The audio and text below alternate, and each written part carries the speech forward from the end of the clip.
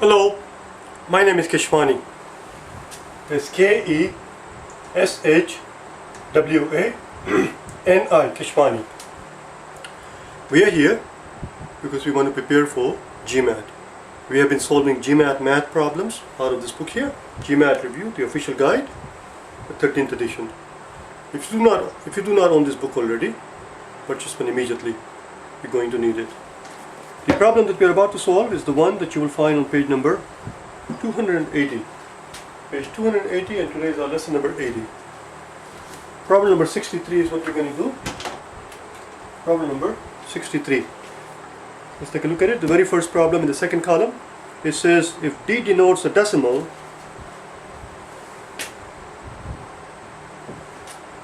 D denotes a decimal. So we are told that D is some decimal. The question simply is D greater than or equal to 0.5? That's all. The first statement tells us that D rounded to nearest tenth equals 0.5. Let's think about it. Is there enough information for us to know whether or not D is more than or equal to half? D rounded to 0.5, rather D rounded to nearest tenth equals 0.5. Well, in that case, D could be 0.45. When you round the 0.45 to nearest tenth, it becomes 0.5. It becomes 0.5. It rounded to nearest tenth, it becomes 0.5. Or D could be 0.54. If you round the D to nearest tenth, it becomes 0.5. You drop the 4. So as far as what this tells us is that, what the first statement tells us is that D is somewhere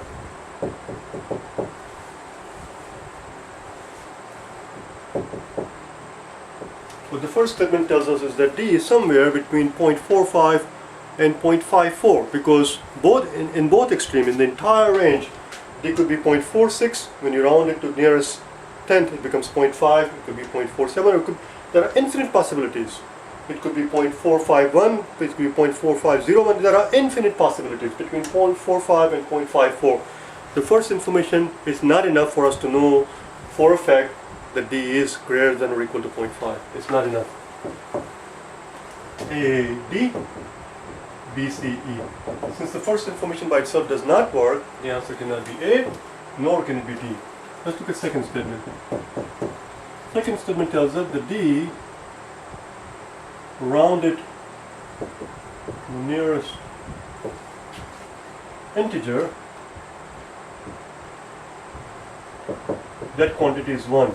In other words, D is some decimal. When you round it to nearest integer, it becomes 1, which means that here D whatever it is has to be greater than or equal to 0.5, because if you have 0.5, if you round it to the nearest integer, it's going to become 1. Or it could be as high as 0.149. 1.49 rounded to the nearest integer is also 1. So in this case, D could be anything. D could be anything in this range. It could be as low as 0.5, or it could be as high as 1.49. But that doesn't bother us, because the question that we have to ask simply is it at least equal to or greater than 0.5? And the answer is yes. This information does enable us to be able to answer the question. Therefore, the answer is B. Let's do one more, shall we? Let's do the next one, number 64. So in the first instance, all we know is that it lies somewhere between 0.45 and 0.54. In the second statement, we know that it lies somewhere between 0.5 and 1.49, and therefore it's more than 0.5. We know for a fact. It has to be at least 0.5. 64. It says how many integers are there between R and S? How many integers are there between R and S. This is between. This is because. This is without. This is within. Within. Between. Because. Without. Within.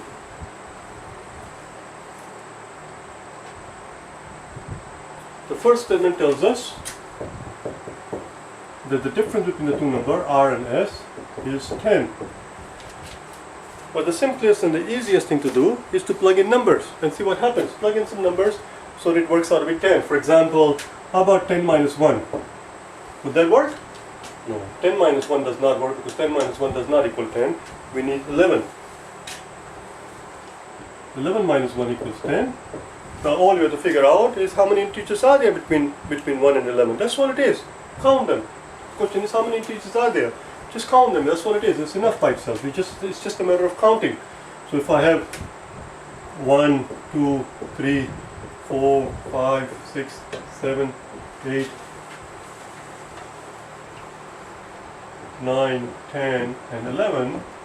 Of course, in the real example, we're not going to be silly enough to actually do this childish thing that we're doing right now. We just count them. We cannot count 1 and we cannot count 11 because they're asking us how many are there between them. Not counting the end part. Let's see how the question is actually phrased. How many integers are there between, but not counting? You see, but not counting the end point, not counting the R and S. You see, they are very explicit. They are very specific. There is no ambiguity there. We are not counting the end points. So you just count them. There's 3 here. There's 3 here. There's 3 here. There are 9 of them. So first statement by itself does the job. A, D, B, C, E. Since the first statement by itself is enough, answer cannot be B, C, or E. It's got to be either A or a D. Let's look at second statement. Second statement tells us that there are 9 integers. Number 64. Just give me a second. I lost track of it. There are 9 integers, but not including R and S. There are 9 integers between R plus 1 and S plus 1. Alright. There are 9 between R plus 1 and S plus 1. Well, obviously if there are 9 integers between R plus 1 and S plus 1, there must be 9 integers between R and S. Because what are we doing here? Watch what happens. Before I actually write anything, I'm going to show it to you. Okay, watch here. So instead of starting at R, this was our R and this was our S in the first instance. You see, this is our S, which was 11, and this was our R, which was 1. So instead of starting at R, we are starting at R plus 1. And instead of stopping at S, we are stopping at